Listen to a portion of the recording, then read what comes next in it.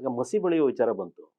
ಬೆಳಗಾವಿ ಗಡಿ ಭಾಗದಲ್ಲಿ ತುಂಬ ಜನ ಪುಂಡರು ಈಗಲೂ ಇಲ್ಲಿವರೆಗೂ ಅವರು ಪುಂಡಾಟ ಮೆರಿತಾನೆ ಇರ್ತಾರೆ. ತಾವು ಆಗ್ಲೇನೆ ಮೇಯರ್‌ಗೆ ಮಸಿ ಬಳಿಯೋ ಮೂಲಕ ಹೆಚ್ಚಾಗಿ ಗುರ್ತಿಗೆ ಬಂದ್ರಿ. ಆ ದಿನ ಏನಾಗಿತ್ತು ಸರ್? ಯಾಕಾಗಿ ಬಡಿದ್ರಿ? ಮತ್ತೆ ಅದರ ಉದ್ದೇಶ ಏನಾಗಿತ್ತು? ಮಸಿ ಅಂದ್ರೆ ವಿಜಯ್ ಮೋರೆ ಒಬ್ಬ ಮಹಾಪೌರ ಆಗಿ ಬೆಳಗಾವಿ ಪ್ರದೇಶಗಳನ್ನ ಮಹಾರಾಷ್ಟ್ರಕ್ಕೆ ಸೇರಿಸ್ಬೇಕನ್ನುವಂತ ಒಂದು ಟರಾವನ್ನ ಪಾಸ್ ಮಾಡ್ತಾರೆ.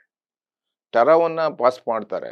ಪಾಸ್ ಮಾಡಿದ್ಮೇಲೆ ಏನ್ ಮಾಡ್ತಾರೆ ಅಂದ್ರೆ ಧರ್ಮಸಿಂಗ್ ಅವರ ಸರ್ಕಾರ ಇದ್ದವಾಗ ಶಾಸಕರ ಭವನಕ್ಕೆ ಬರ್ತಾರೆ. ಶಾಸಕರ ಭವನಕ್ಕೆ ಬಂದವಾಗ ನಮಗೆಲ್ಲ ಮಾಹಿತಿ ಸಿಗುತ್ತೆ. ಮಾಹಿತಿ ಸಿಕ್ಕಿದವಾಗ ನಾವು ಅವ್ರಿಗೆ ಮಸಿ ಬೆಳಿಬೇಕಂತೆಲ್ಲ ಸಿದ್ಧ ಮಾಡ್ಕೊಂತಾರೆ. ಒಂದು ತಂಡ ರೆಡಿ ಆಗುತ್ತೆ. ಮಸಿ ಸಮೇತ ನಮ್ಮ ಪಡ್ಕೋಟಿ ಮತ್ತೆ ಅವರ ತಂಡ ಧನಂಜಯ ಗೌಡ, ಪಡ್ಕೋಟಿ, ಜಗದೀಶ್ ಈ ತರ ಹುಡುಗರೆಲ್ಲ ಏನ್ ಮಾಡ್ತಾರೆ, ಆಟೋ ಪೇಂಟ್ ಅನ್ನ ತಗೊಂಡ್ ಬಂದಿರ್ತಾರೆ. ನಾವೆಲ್ಲ ಕೂತ್ಕೊಂಡು ಚರ್ಚೆ ಮಾಡ್ಕೊಂಡು ನಿಮ್ ನಾಯಕತ್ವ ತಗೋಬೇಕಂತೇಳಿ ನಾವೆಲ್ಲ ಒಟ್ಟಿಗೆ ಸೇರಿ ಹೋಗಿ ಅದನ್ನ ಮಾಡಕ್ ರೆಡಿ ಆಗ್ತೀವಿ.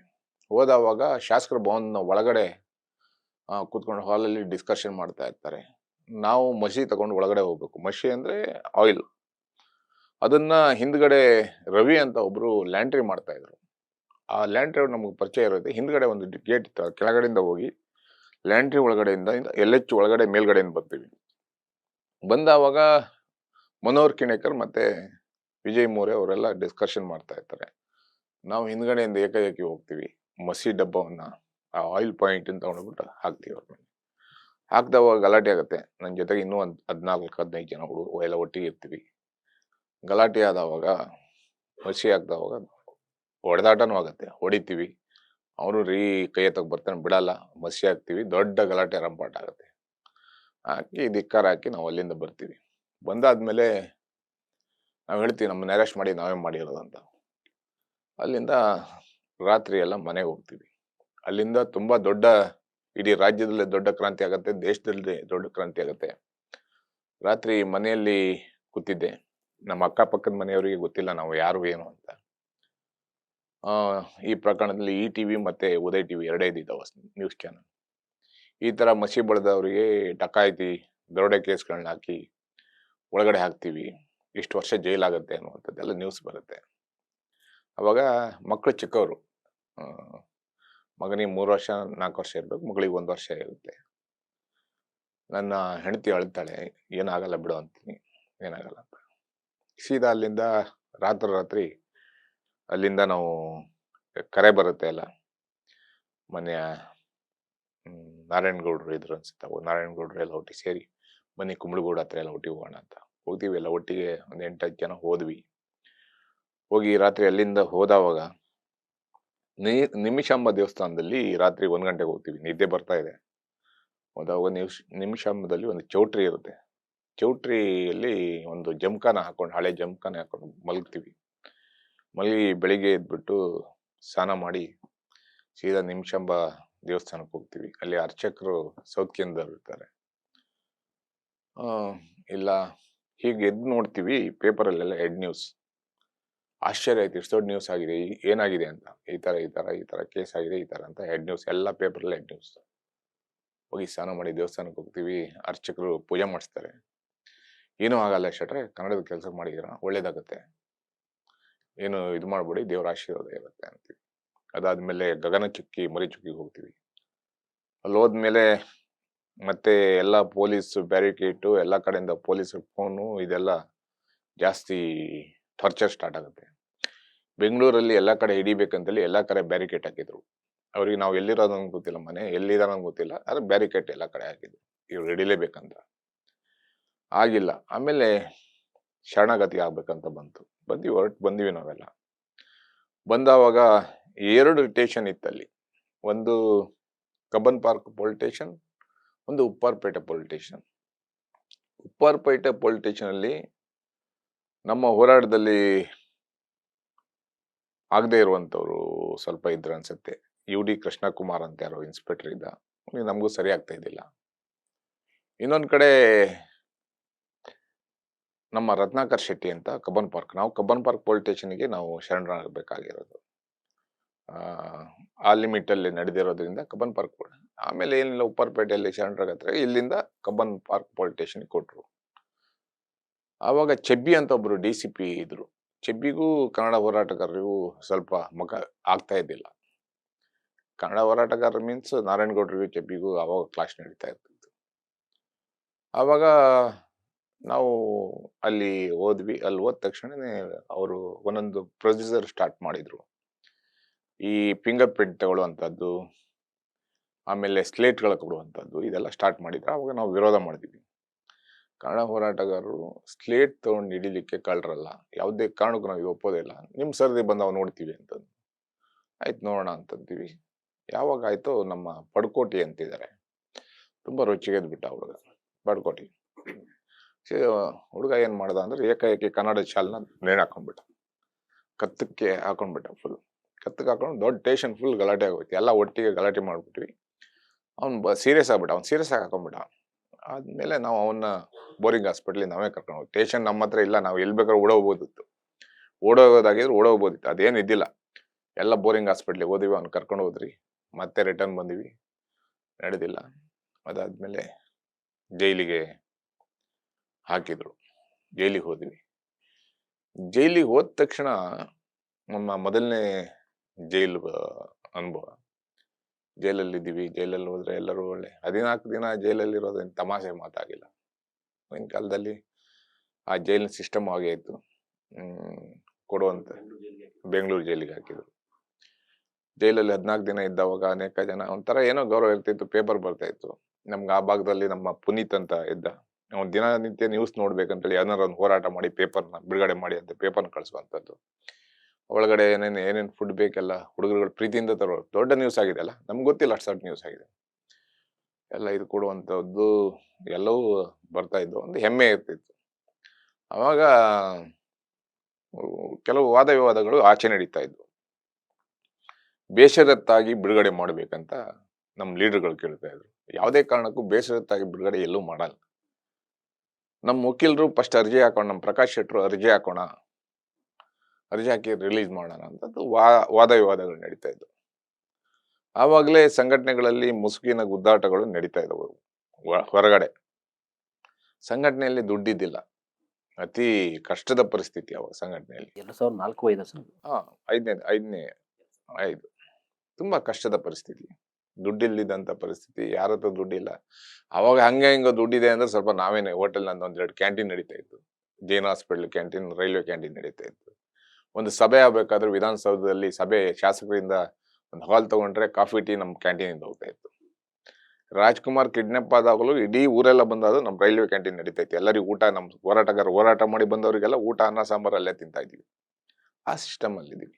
ಅದಾದ್ಮೇಲೆ ನಮ್ಮ ಹೊರಗಡೆ ಇದ್ದಂತ ಅನೇಕ ಜನ ಮಿತ್ರರು, ನಮ್ಮ ಶಿವಾನಂದ್ ಶೆಟ್ಟಿ ಅವರು ಇರ್ಬೋದು, ನಮ್ಮ ಪ್ರಸನ್ನ ಶೆಟ್ಟಿ ಅವರು ಇರ್ಬೋದು, ಶಂಕರ್ ಇರ್ಬೋದು, ಮತ್ತೆ ಅನೇಕ ಜನ, ತುಂಬಾ ಜನ ಸೇರಿ ಇಲ್ಲ ನಾವು ಇವ್ರನ್ನ ಬಿಡುಗಡೆ ಮಾಡಬೇಕಾದ್ರೆ ಇವ್ರು ಇಷ್ಟೆಲ್ಲ ಐತಿಹಾಸಿಕ ಘಟನೆ ಮಾಡಿ ಹಾಗೆ ರಾತ್ರಿ ಬರಬಾರ್ದು ಅಂತ.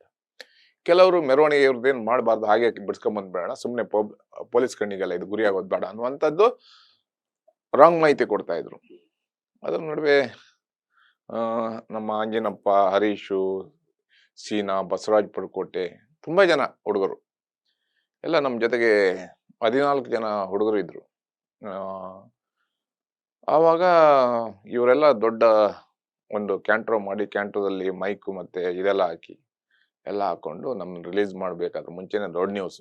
ರಿಲೀಸ್ ಆದ ತಕ್ಷಣ ಪರಾಪ್ಪನ ಅಗ್ರಹಾರ ಗೇಟ್ ಇಂದ 500 ಕಾರ್ ಆಲ್ರೆಡಿ ನಮ್ಮ ಸ್ನೇಹಿತರೆಲ್ಲ ಬಂದಿ, ನಮ್ಮ ಹೋಟೆಲ್ ಉದ್ಯಮಿಗಳ 500 ಜನ ಕಾರ್ ಅಲ್ಲಿ ರೆಡಿ ಇದ್ದು. ಅಲ್ಲಿಂದ ಪ್ರಾರಂಭವಾದಂತ ಮೆರವಣಿಗೆ ಗಾಂಧಿನಗರ ಆಫೀಸ್ ತನಕ ಮೆರವಣಿಗೆ, ಅದ್ಭುತವಾದಂತ ಮೆರವಣಿಗೆ. ಗಾಂಧಿನಗರ ಆಫೀಸ್ ತನಕ ಆಫೀಸ್ ಬಂದಾದ್ಮೇಲೆ ಮೆರವಣಿಗೆ ಆದ್ಮೇಲೆ ಅಲ್ಲಿಂದ ಸಂಘಟನೆ ಇಬ್ಬಾಗಕ್ಕೆ ಅದೊಂದು ಮೆರವಣಿಗೆ, ಅದೇನ್ ನಮ್ಗೆ ಪೋಸ್ಟ್ ಇತ್ತು ಆ ಹೋರಾಟ ಮಾಡಿದೀವಿ, ಅಲ್ಲಿಂದ ಸಂಘಟನೆ ಇಬ್ಬಾಗ ಆಗಲಿಕ್ಕೆ ಪ್ರಾರಂಭ ಆಯ್ತು. ಅದೊಂದು ಐತಿಹಾಸಿಕ ಹೋರಾಟ. ಆ ಜೈಲಲ್ಲಿ ಹೋಗಿರುವಂತದ್ದು, ನನ್ನ ಮಗ ಅವಾಗ ಚಿಕ್ಕವನು, ಅಪ್ಪ ಬೇಕು ಅಂತ ಅಳ್ತಾ ಇದ್ದಿದ್ದು, ಇವೆಲ್ಲ ನಮ್ಗೆ ಆವಾಗ ನಾವು ಆರ್ಥಿಕವಾಗಿ ಒಂದಿಷ್ಟು ಸಂಪಾದನೆ ಮಾಡ್ತಾ ಇದೀವಿ. ಆ ಸಂದರ್ಭದಲ್ಲಿ ಜೈಲಿಗೆ ಹೋದ್ವಿ. ನಾವು ಕನ್ನಡದ ಹೋರಾಟದಕ್ಕಿಂತ ಮುಂಚೆ ಇಡೀ ದೇಶದಲ್ಲಿ ಯಾವ್ಯಾವ ರಾಜ್ಯ ಇದಾವಲ್ಲ, ರಾಜ್ಯದಲ್ಲೆಲ್ಲ ಒಂದೊಂದು ಹೋಟೆಲ್ ತೆಗಿಬೇಕಂತಿದ್ದ ಬಂದವ್ರು ನಾವು. ಈ ಕಡೆ ಟರ್ನ್ ಆಗಿವೆ ಅಷ್ಟೇ. ಕನ್ನಡದ ಹೋರಾಟ, ಖಾಸಗಿ ಬದುಕು, ಈ ಹೋರಾಟಗಳ ಮಧ್ಯೆನೇ ನಮಗೆ ಸಂಸಾರಕ್ಕೋ, ಕುಟುಂಬಕ್ಕೋ ಸಮಯ ಕೊಡೋಕ್ಕೆ ಆಗಲ್ಲ. ಈ ಹೋರಾಟಗಳ ಮಧ್ಯೆ ಈ ಸಂಸಾರ ಹೆಣಗಾಡ್ತಾ ಇರೋದು ನೋಡಿ ಯಾವತ್ತಾದ್ರೂ ನನಗೆ ಸಾಕು, ಈ ಹೋರಾಟಗಳೇ ಸಾಕು ಅನ್ಸ್ಬಿಟ್ಟಿದ್ಯಾ? ಇಲ್ಲ, ಅದೊಂದು ನಿಜವಾಗಲೂ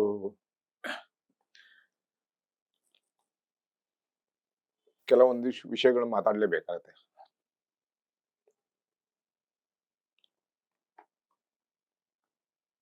ನಮಗೋಸ್ಕರ ಫ್ಯಾಮಿಲಿಗಳು ಕಾಯ್ತಾ ಇರ್ತಾರೆ.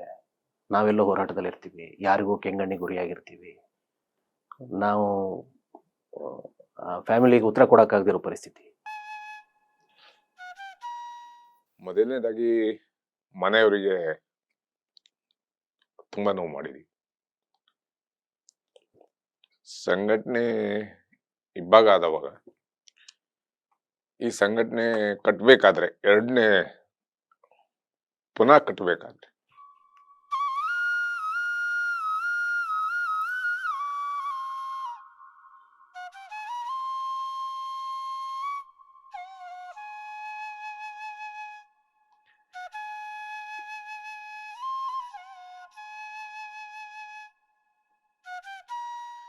ನಾವು ಉದ್ಯೋಗ ಮತ್ತೆ ಉದ್ಯಮ ಮಾಡ್ಕೊಂಡು ಬಂದಂತವ್ರು. ನಮ್ಗೆ ಹಣ ಎಲ್ಲ ಕಮ್ಮಿ ಕೊಟ್ಟಿಲ್ಲ. ಆದ್ರೆ ನಮ್ಮ ಮನೆಯವರು ಸಂಪೂರ್ಣವಾಗಿ ಬೆಂಬಲ ಕೊಟ್ರು. 2 ಮಕ್ಕಳನ್ನ ಹೆಂಡತಿನ ಬಿಟ್ಟು ಊರೆಲ್ಲ ಸುತ್ತಾ ಇದೀವಿ. ಆ ಒಂದು ಚಾಲೆಂಜ್ ಬಂತ ಅವಾಗ, 2 ಸಂಘಟನೆ ಮಧ್ಯೆ ಚಾಲೆಂಜಿಂಗ್. ನಮ್ಗೆ ಸ್ಕಾರ್ಪಿಯೋ ತಗೊಳಕ್ಕೆ ಹಣ ಇದೆ. ಇನ್ಸ್ಟಾಲ್ಮೆಂಟ್ ಕಟ್ಟಿ ಸ್ಕಾರ್ಪಿಯೋ ಗಾಡಿ ತಗೊಂಡ್ರೆ ಅದ್ರಲ್ಲಿ ನಮ್ಮ ಮನೆನೇ ಆಗೋಗಿತ್ತು. ನಾವೇನಿದ್ದೀವಿ ನಮ್ ಜೊತೆಗೆ ಒಂದಿಷ್ಟು ಜನ ಹುಡುಗರು, 5-6 ಜನ ಹುಡುಗರು, ಒಬ್ಬ ಎಲ್ಲ ಯಾರು ಡ್ರೈವರ್ ಅಂತಿದ್ದಿಲ್ಲ.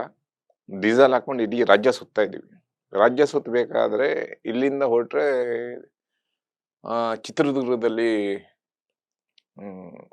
ರಿಲಯನ್ಸ್ ಪೆಟ್ರೋಲ್ ಬಂಕ್ ಅವ್ರು ದೊಡ್ಡದಿದ್ದು ರೈಟ್ ಸೈಡ್ ಅಲ್ಲಿ, ಆ ಗುಡ್ಡ ಬರ್ಬೇಕಾದ್ರೆ ಮುಂಚೆ ಅಲ್ಲಿ ಹೋಗಿ ಹಾಕ್ತಾ ಇದೀವಿ. ಅಲ್ಲಿ ಹೋಗಿ ನಿದ್ದೆ ಮಾಡ್ತಾ ಇದೀವಿ. ಒಂದು 2 ಗಂಟೆ ಹೋದ ತಕ್ಷಣ ಮಲಗ್ತಾ ಇದೀವಿ. ಮಲ್ಗಿ ಆದ್ಮೇಲೆ ಪೆಟ್ರೋಲ್ ಬಂಕ್ ಅಲ್ಲಿ ಸ್ನಾನ ಮಾಡ್ತಾ ಇದೀವಿ. 20 ರೂಪಾಯಿ ಪೆಟ್ರೋಲ್ ಬಂಕ್ ಅಲ್ಲಿ, ರಿಲಯನ್ಸ್ ಪೆಟ್ರೋಲ್ ಬಂಕ್ ಅಲ್ಲಿ ಸ್ನಾನ ಮಾಡಕ್ಕೆ 20 ರೂಪಾಯಿ. ಅಲ್ಲಿ ಸ್ನಾನ ಮಾಡ್ತಾ ಇದೀವಿ. ಅಲ್ಲಿಂದ ಬೀದರ್, ಗುಲ್ಬರ್ಗ ಹಿಂಗ್ ಸುತ್ತಾ ಇದೀವಿ. ಸುತ್ತ ಊಟ ಮಾಡ್ಬೇಕಂದ್ರೆ ಫುಟ್ಪಾತ್ ಅಲ್ಲಿ ತಿಂತಾ ಇದೀವಿ. ಆ ಹುಡುಗರುಗಳಿಗೂ ಸಹ ಯಾವುದೇ ಇನ್ನೇನ್ ಬೇರೆ ಏನಿದ್ದಿಲ್ಲ, ಕನ್ನಡ ಅನ್ನೋದು ಬಿಟ್ರೆ ಇನ್ನೇನು ಇಲ್ಲ. ಡೀಸೆಲ್ ಅಲ್ಲೇ ನಮ್ ಲಾಡ್ಜಿಂಗ್ ಇಲ್ಲಿ ಗಾಡಿ, ಸ್ಕಾರ್ಪಿಯೋ ಗಾಡಿನೇ ಲಾಡ್ಜಿಂಗ್, ಅಲ್ಲೇ ಮಲಗ್ತಾ ಇದೀವಿ. ಪ್ರತಿ ಒಂದ್ ಕಡೆ ಸುತ್ತಿ ಸುತ್ತಿ ಸುತ್ತಿ ಬರ್ತಾ ಇರುವಾಗ ಬೀದರಿಗೆ ಹೋಗಿದ್ದೀವಿ. ಬೀದರಿಂದ ಬರ್ತಾ ಗುಲ್ಬರ್ಗ ಬಂದೀವಿ. ಗುಲ್ಬರ್ಗ ಬಂದವಾಗ ಹೈವೇಲಿ ಒಂದು ಹೋರಾಟ ನಡೀತಾ ಇತ್ತು. ರಕ್ಷಣಾ ವೇದಿಕೆ ಅಂತ ಗಾಡಿ ಹಾಕಿದೀವಿ, ಸೈಡ್ ಅಲ್ಲಿ ನಿಲ್ಸಿದೀವಿ. ಟೀ ಕುಡಿ ಅಂತ ಏನ್ ಹೋರಾಟ, ದಲಿತ ಸಂಘಟನೆ ಹೋರಾಟ ನಡೀತಾ ಇತ್ತು. ಆವಾಗ ನಮ್ಮ ಶರಣು ಬಿ ಗದ್ದಿಗೆ ಅಂತ ಅವರು ಮಠಾಧೀಶರವರು, ಅವ್ರು ಬಂದು ನಿಂತ್ಕೊಂಡ್ರು. ಸರ್ ನೀವು ಪ್ರವೀಣ್ ಶೆಟ್ಟಿ ಅವರಲ್ವಾ? ಹೌದು. ಯಾವ ಕಡೆ ಹೋಗಿದ್ರಿ ಸರ್? ಈ ಕಡೆ ಹೋಗಿದೀವಿ. ಬನ್ನಿ ಸರ್ ಟೀ ಕುಡಿಯೋಣ ಅಂತ. ಟೀ ಕುಡಿದ್ರಿ. ನಾನ್ ನಿಮ್ ಸಂಘಟನೆಗೆ ಸೇರ್ಕೋಬೇಕು, ಬನ್ನಿ ಅಂತ, ಬನ್ನಿ ಮಾತಾಡೋಣ ಗಾಂಧಿನಗರಕ್ಕೆ ಅಂತ ಕರೆದ್ರು. ಬಂದ್ರು. ಅವತ್ತಿಂದ ಇವತ್ತಿನ 2005 ಇಂದ ಇವತ್ತಿನ ತನಕ ನಮ್ ಜೊತೆಗಿದ್ದಾರೆ ಉತ್ತರ ಕರ್ನಾಟಕದ ಅಧ್ಯಕ್ಷರಾಗಿ. ಚಿಕ್ಕ ಪುಟ್ಟ ಇದ್ರೂ ಸಹ ಆ ಸೋದರತ್ವ ಇವತ್ತು ಇದೆ. ಅದೇ ರೀತಿ ಅನೇಕ ಜನ ಹುಡುಗರು ಎಲ್ಲಾ ಜಿಲ್ಲೆಗಳನ್ನು ಅದೇ ರೀತಿ ನಾವು ಹೋರಾಟ ಮಾಡಿ ಬಾರಿ ಪ್ರಾಮಾಣಿಕವಾಗಿ ಸಂಘಟನೆಯನ್ನ ಇಡೀ ರಾಜ್ಯದಲ್ಲಿ ಇವತ್ತು ಪ್ರಬಲವಾಗಿ ಕಟ್ಟಿದೀವಿ. ಅಂದ್ರೆ ಅದು ಸತ್ಯದ, ಧರ್ಮದ, ನ್ಯಾಯದ ಹೋರಾಟ ಅಂತಾನೆ ಕಟ್ಟಿದೀವಿ.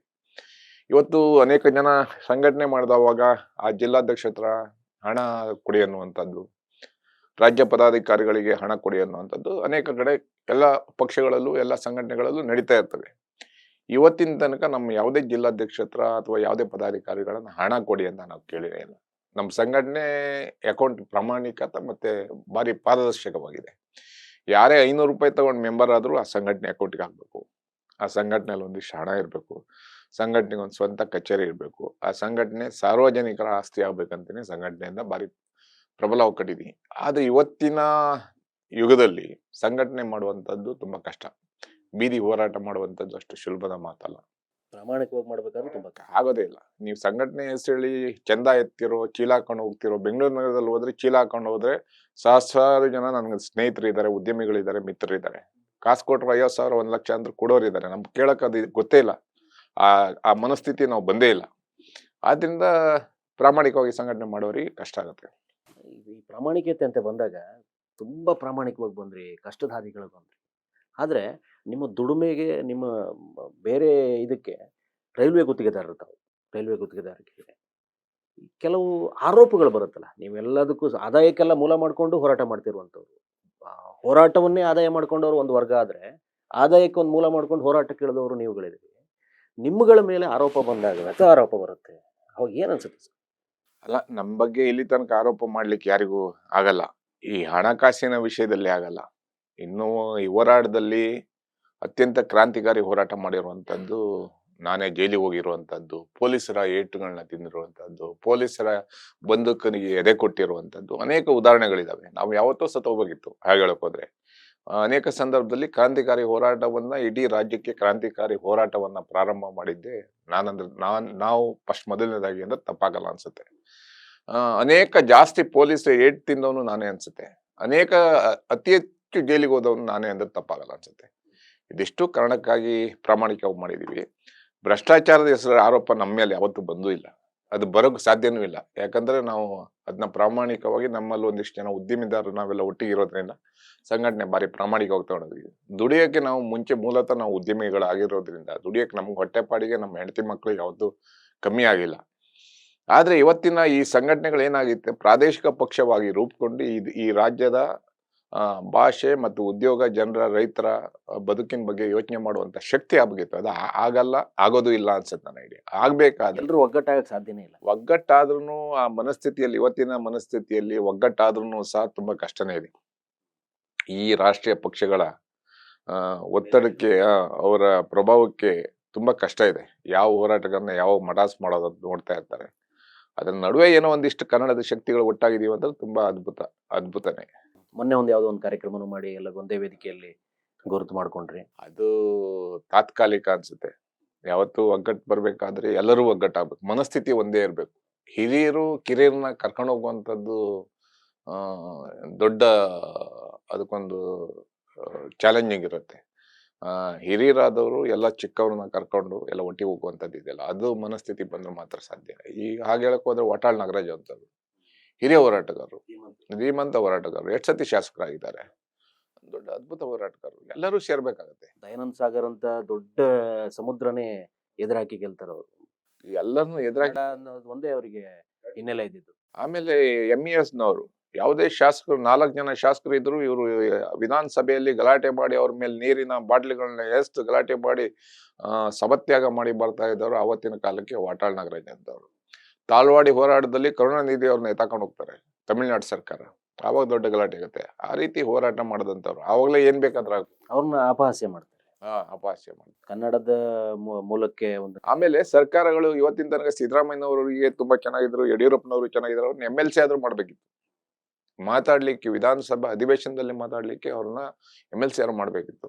MLC ಮೂಲ ಉದ್ದೇಶನೇ ತಪ್ಪೋಗಿದೆಯಲ್ಲ. ಈಗ ಇಂಥವ್ರನ್ನೇ ಆಕ್ಚುಲಿ ಸಮಾಜದಲ್ಲಿ ಯಾರು ಗುರುತಿಸ್ಕೋತಾರೋ, ಯಾರು ಪ್ರತಿಭಾವಂತರಿದ್ದಾರೋ, ಇವ್ರು ಇರ್ತಾರೋ ಅಂಥವ್ರನ್ನ ತಗೊಂಬಂದು ಮಾಡುವಂಥದ್ದು. ಈಗ ಬಂಡವಾಳಶಾಹಿಗಳು ತುಂಬ್ಕೋತಾ ಇದ್ದಾರೆ MLC. ಇವತ್ತು ಯಾರು ಲೂಟಿಕೋರು, ಹಣ ಇರುವಂತವ್ರು, ತಗಾಕೋರು, ಅವ್ರನ್ನ MLC ಮಾಡುವಂಥದ್ದು ಅನೇಕ ಜನ. ಆ ರೀತಿ ಬೆಂಬಲಿಗರು, ಜಾತಿ ರಾಜಕೀಯ, ಜಾತಿ ರಾಜಕಾರಣ, ಇದೆಲ್ಲದ್ರ ನಡುವೆ ಕನ್ನಡಕ್ಕೆ ಕಂಟಕ ಆಗತ್ತೆ. ಕನ್ನಡ ಹೋರಾಟಗಾರನು ಯಾರೋ ನಮ್ಮವನಿದಾನ ಅಂದ್ರೆ ಬಿಡಪ್ಪ ನಮ್ಮವನು ಅನ್ನೋ ಮಟ್ಟಕ್ಕೆ ಇವತ್ತು ಅವ್ರನ್ನ ಪರ್ಚೇಸ್ ಮಾಡುವಂತ ಮಟ್ಟಕ್ಕೆ ಸರ್ಕಾರಗಳು ಹೋಗಿದೆ ಅಂದ್ರೆ ತಪ್ಪಾಗಲ್ಲ ಅನ್ಸುತ್ತೆ.